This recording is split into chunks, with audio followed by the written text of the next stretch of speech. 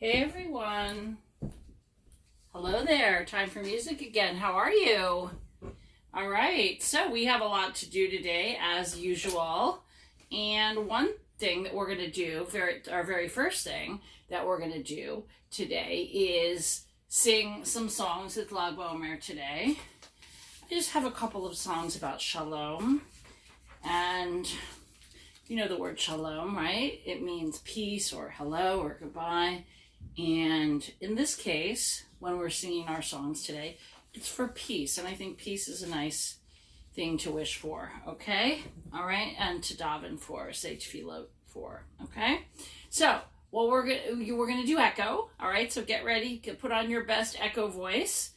And here we go. This first one is called Noladati LaShalom.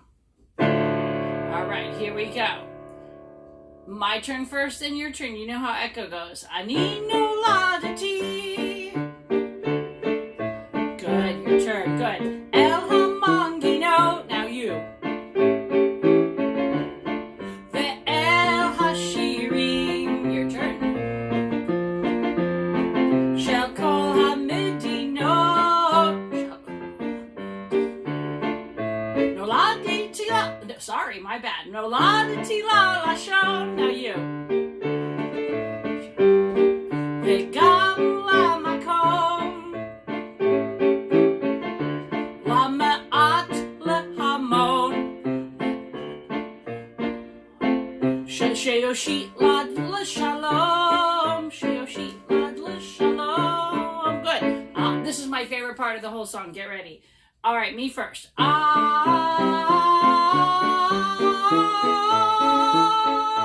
Your turn.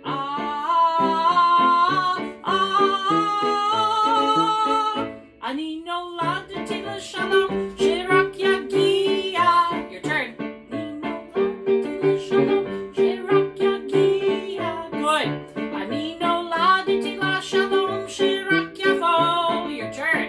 Ani noladati l'shalom, shirak yavo. You're doing well. Ani noladati l'shalom, shirak yofia. Ani noladati l'shalom, shirak yofia. Good job. Ani rotza liot kvarbo. Now, if you're a boy, you say ani rotze. And if you're a girl, you sing ani rotza like I did, okay? Get ready. Ani rotza liot kvarbo. Try that. Ani rotza liot kvarbo. Good job. Isn't it a pretty song? It's so nice.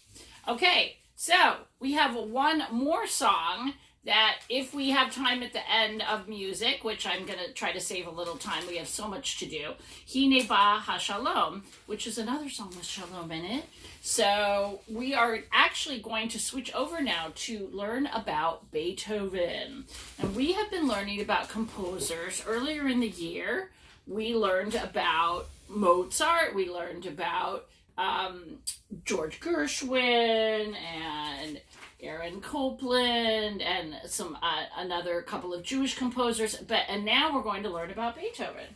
So we're also going to hear some of his music and learn about his life. So I'm going to actually show you. I'm going to bring it close to the camera so you can see. This is Beethoven. I'm going to bring it close. That's when he was older. Okay, and I'll also show you a picture of when he was little in a minute, okay? So, you've heard of Beethoven before. You've heard this, right? Right, that's his Fifth Symphony. Of course you've heard it. It's super famous. So, Beethoven was born in December of 1770. That's hundreds and hundreds of years ago, in Bonn, Germany. Germany is a country in Europe, you know that, right? And he was a German composer, of course, because he was born in Germany. He wrote classical music for the piano orchestras, which you know the symphony orchestra is all the instruments, violins, cellos, the woodwinds like the clarinets. Sometimes there's a piano. and the horns, right? The brass instruments, percussion instruments, the big kettle drums and other drums. All right, so and he also wrote music for different groups of instruments, like three or four instruments together. We're going to listen to a piano trio, which was the first thing he ever had published that he wrote. And his best known works are his symphonies, especially his third symphony, which was nicknamed the Eroica Symphony, his fifth symphony, which I just played for you. That's the beginning of Symphony Number 5. He wrote 9 symphonies. His sixth symphony called the Pastoral, and his ninth symphony, which has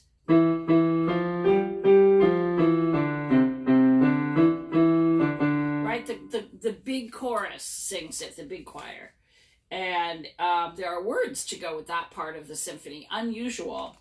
And he was a very unusual man.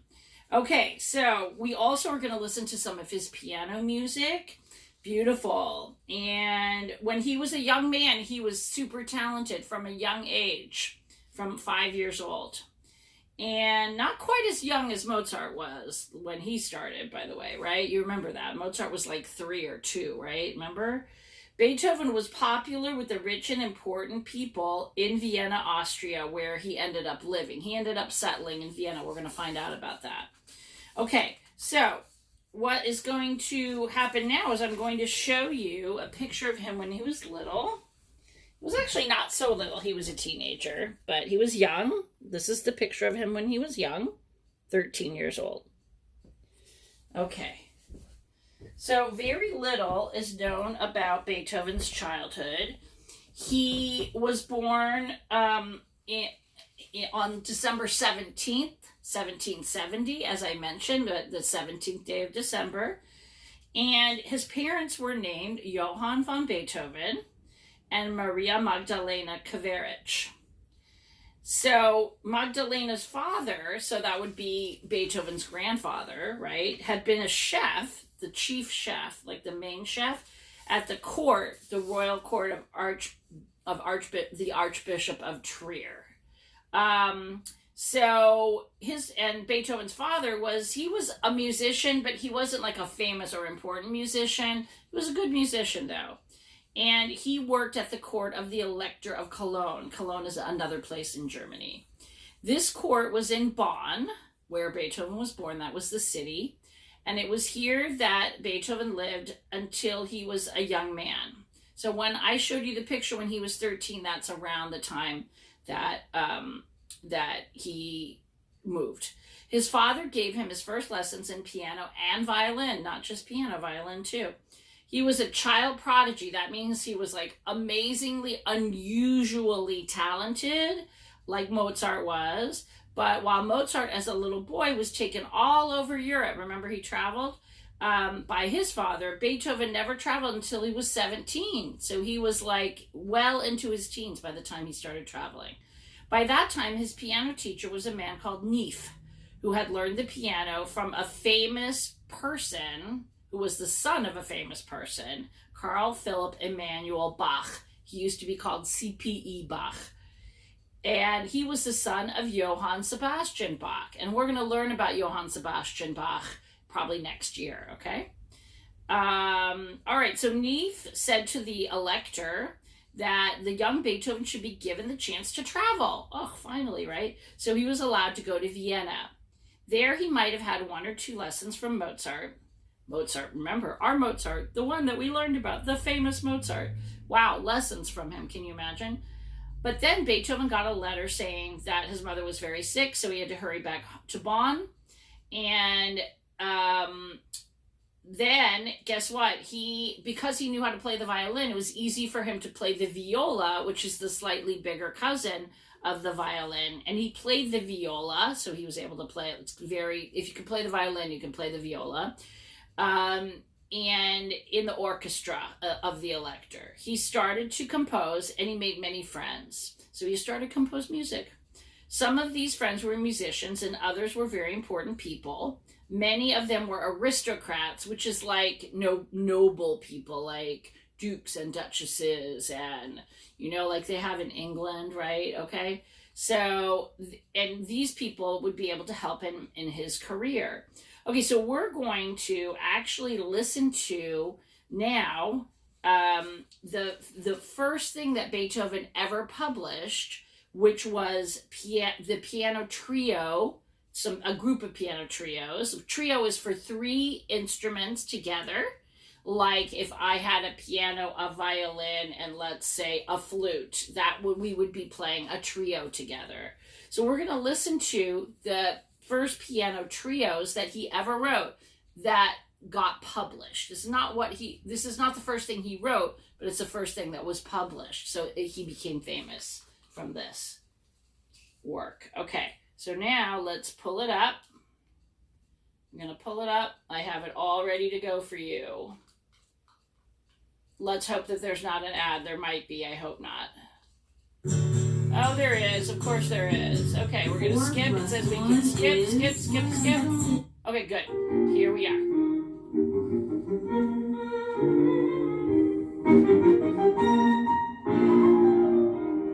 Hear the piano? Piano fall. And you're going to hear the other instruments.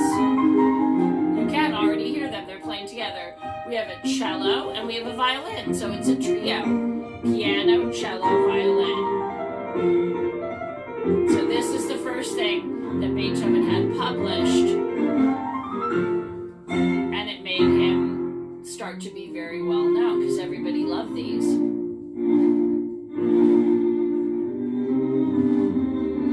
can hear how beautiful it is.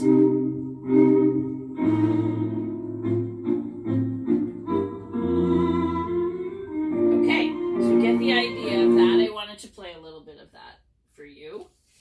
Okay, so Beethoven was allowed by the elector to travel to Vienna again. So Vienna is not in Germany, it's in Austria, which is next to Germany, okay, near Germany. And they expected him to return after a while, but guess what? Beethoven never left Vienna. He stayed there for the rest of his life. Wow, he must have liked Vienna. It was an amazing city for music. Mozart was born there, you know that, right? He would have loved to have had some more composition lessons. That means how to write music from Mozart, but Mozart had just died, right? We know Mozart died pretty young. So he had lessons from Haydn instead. Okay, Joseph Haydn was an amazing musician, very famous, and Haydn had been Mozart's teacher. Amazing. Haydn was an amazing teacher, but a year later, Haydn left for England. So now Beethoven had to look for a new teacher. So he took lessons from a man called Albrechtsberger, who was not famous, like Haydn. He was a good teacher, though, and he made him write lots of technical exercises, which means like things that make your fingers go fast on the piano or on the violin that you could like learn how to play very fast for people that are learning how to play piano or violin. He showed him how to write advanced counterpoint and fugues, which are very fancy types of music. And this helped Beethoven to become a great composer. So I am also now going to play for you some piano music of Beethoven that's meant for people that are have taken for a little while piano, but it's not one of his hardest or most difficult things that he ever wrote.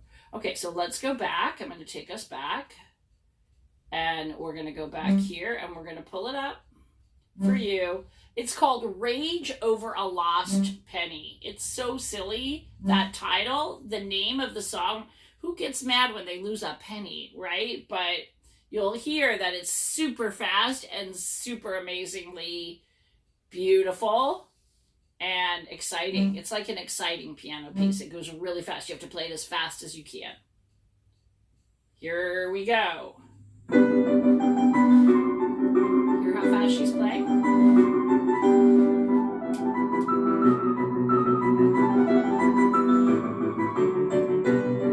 When you play it fast like this, that's what makes it tricky, but otherwise it's not so tricky.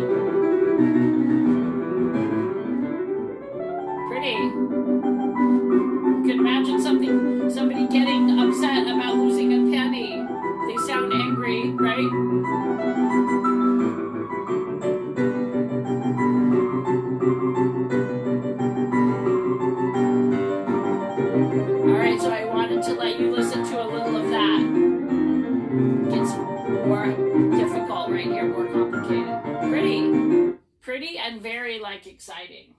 Okay, so now what we're going to do is take a break from Beethoven's life. Over the next few times that we get together for music, we'll be listening to more of his piano music and the orchestra music that he wrote, okay? So, and learning more about his life. Let's see what happened to him, okay? Now we're going to go for our listening game. Remember last week we had some choices that were octave, right? 8 notes apart, okay? Fifth, 5 notes apart, which is Twinkle Twinkle. Okay. Then we had the fourth, which is a little bit closer together. 1, 2, 3, 4. Right?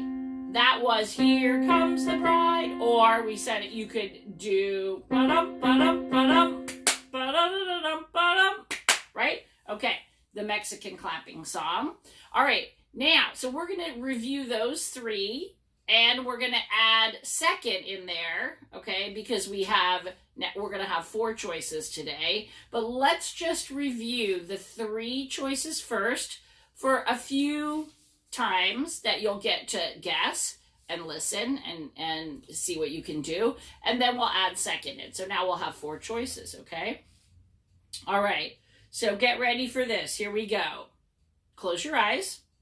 Number 1.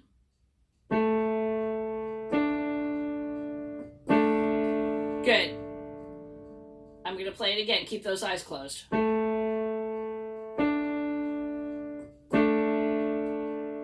Okay, you can open your eyes. Good. All right. No peeking there, right? I know you. I trust you. I know you don't peek. Okay. That was, what do you think? An octave, a fifth, or a fourth? If you said fourth, you're right. Or... Okay? All right, good. Fourth. If you didn't get it right, it's okay. This is like our warm-up, okay? Don't worry, all right? Now, close your eyes again. I'm going to do it again, so keep them shut.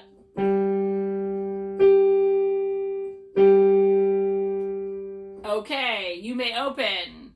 All right, what are our choices? Fourth, fifth, or octave? All right, what do you say? If you said octave, 100%, the same note, 8 notes apart. Do, re, mi, fa, sol, la, ti, do, do to do, which is actually on my keyboard, G to G. Do can be anywhere, okay? All right, great. So let's close our eyes again. Here comes the next one. Separate. Together. I'm going to separate them again. Listen again. Keep your eyes closed. Okay, you may open them. All right, what are our choices? Fourth, fifth, or octave? What do you say? What do you think? Did you hear a fifth there? That's right. Good. Twinkle, twinkle, little star. 5 notes apart. Good. All right, we're going to have one more, and then we're going to add second into the mix. Oh, boy, getting complicated on you here. Okay, so close your eyes.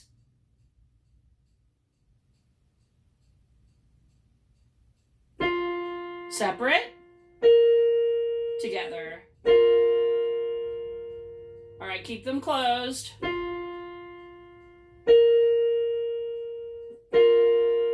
Okay, open them up.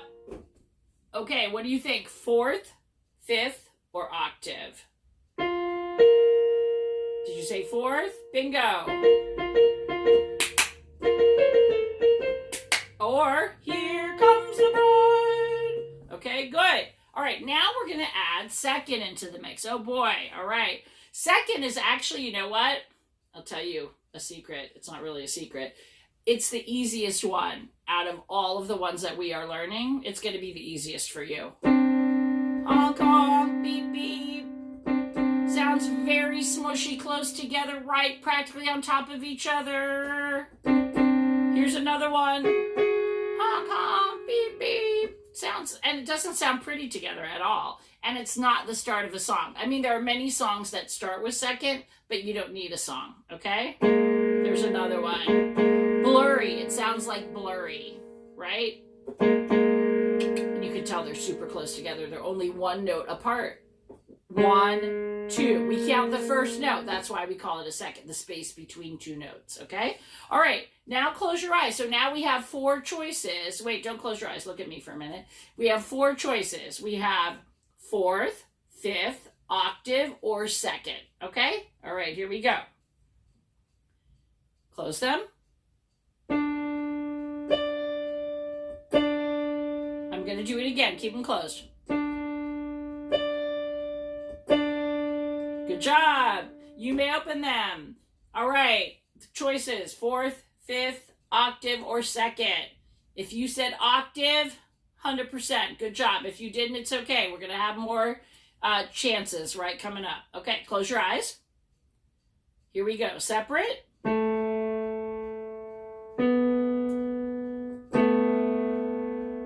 Listen again. I'm going to separate them. Keep your eyes closed. Okay, open your eyes.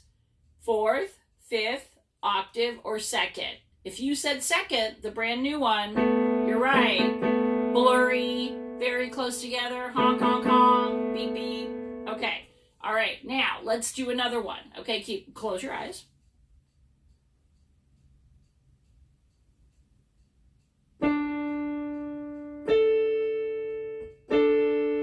Keep your eyes closed. I'm going to do it again, okay? Okay, you may open. 4th, 5th, octave, or second. Did you say 5th? Hey, good. That was 5th. Twinkle, twinkle. Good. One more. Close your eyes and we have a song. Close your eyes. Separate. I'm going to do it again, so keep them closed, okay? Okay, you could open your eyes. All right, what are our choices? 4th, 5th, octave, or second. Did you recognize it, that it was a second? Our brand new one, right? Blurry, honk, honk, blurry, very close together. Doesn't sound so pretty like the other ones do, right? Good. All right, we have one more song, and it's Hine Baha Shalom, and we're going to do it echo today, okay? Now, let's see. What key do I want to be in? Okay, let's see. Okay, this is a good one. All right, echo time. Hine Baha Shalom.